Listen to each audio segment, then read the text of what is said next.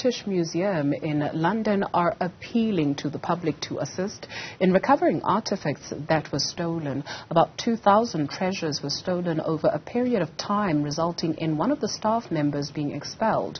Most of these stolen artifacts are Greek and Roman. We're now joined by the Executive Director of the African Foundation for Development, Onyekachi Wambu. Thank you very much, sir, for your time this afternoon. Perhaps introduce the British Museum to our viewers in the context in particular of treasures from the African continent that lay hung on some of the walls and halls of the British Museum.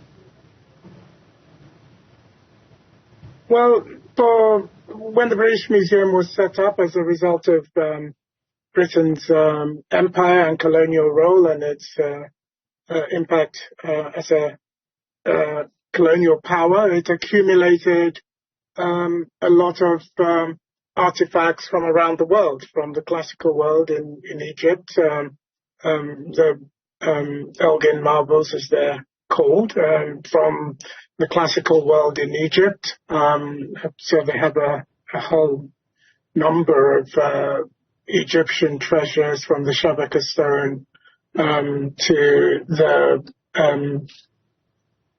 to other wonderful monuments, and then from military punitive expeditions across Africa, in Ashanti-land, in Ethiopia, the Magdala collection, in Sudan, in Nigeria with the Benin bronzes. So there's been a period of accumulating all this material from the height of empire.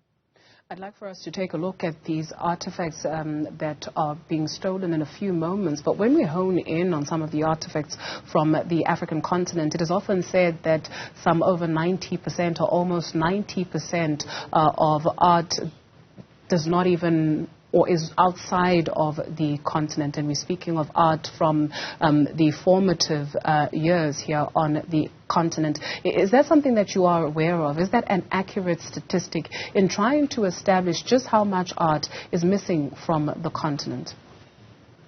Well, the Savoy report that was commissioned by President Macron to look at these issues estimated that they were the ones who provide that estimation. It's been contested, and the estimation usually is restricted to artifacts south of the Sahara.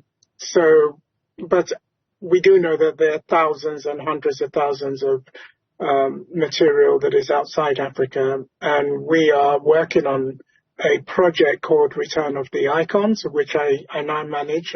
I know at the start you introduced me as Executive Director before.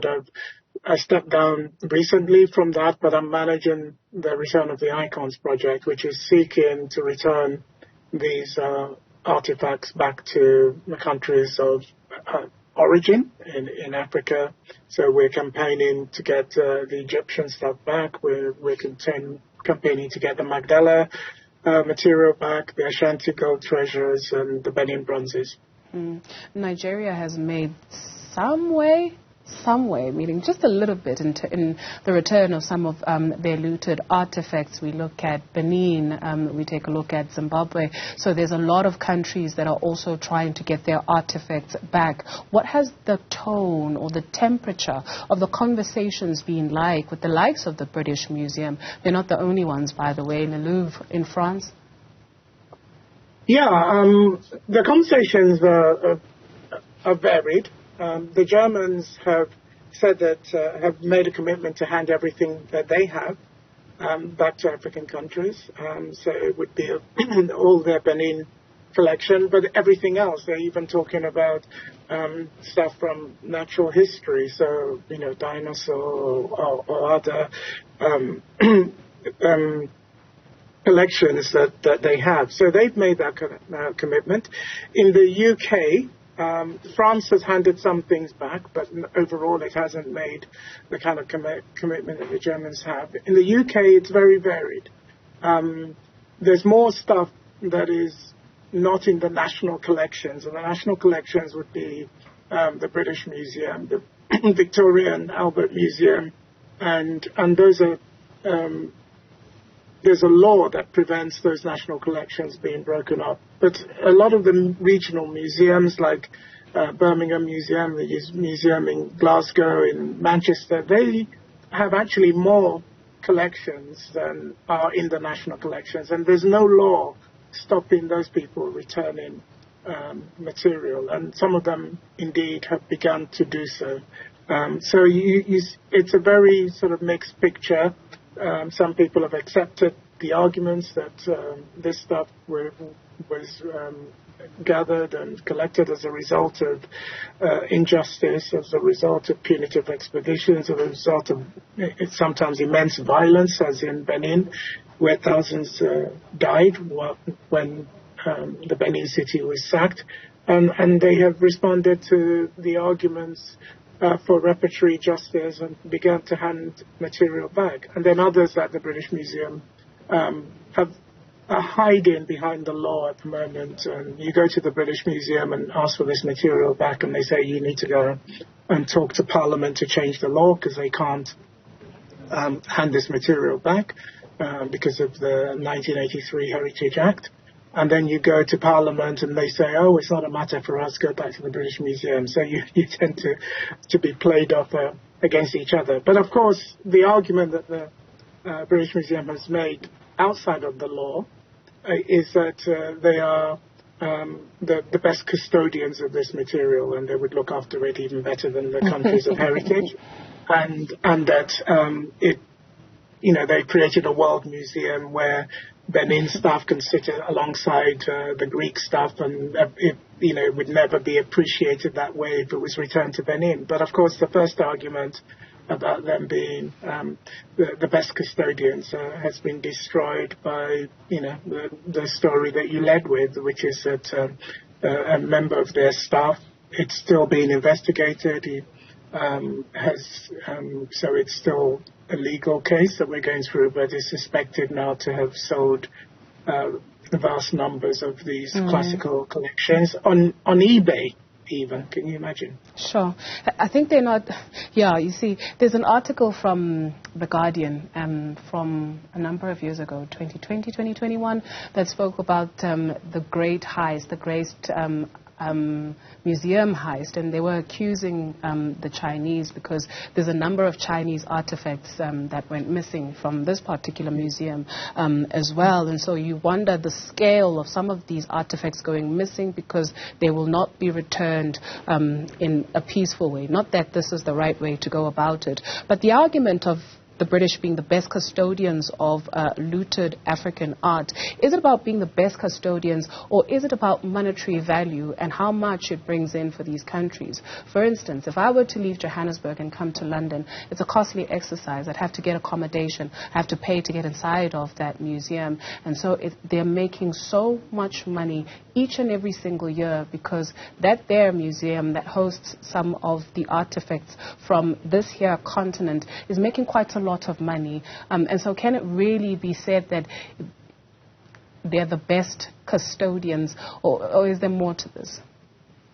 Well, it's more. There's more to it. I mean, obviously, if you look at the offer to come to England, the tourism offer, and particularly to London, most tourists do one or four or five things. They go to the museums, so that's a big reasons why people come. They go and see the Buckingham Palace and the sights. So that's the second one. And then they'll probably do the restaurants and then take in a show in the West End Theatre. So those would be perhaps the four things that people would do when they come. So the museums are a big part of that offer. People want to come in there and see that and in terms of attracting audiences and tourists to the UK.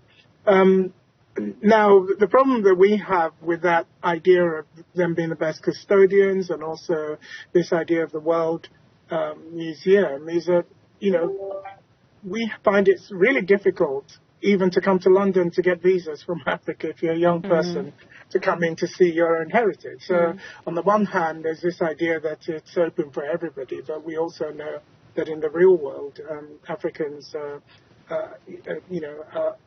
find it immensely, as you said, expensive, first of all, and then secondly, very, very difficult to get visas. If you're a young person who's under 30 from Africa, you're suspected of wanting to overstay and come in for economic reasons. And so there's very high reluctance to give visas.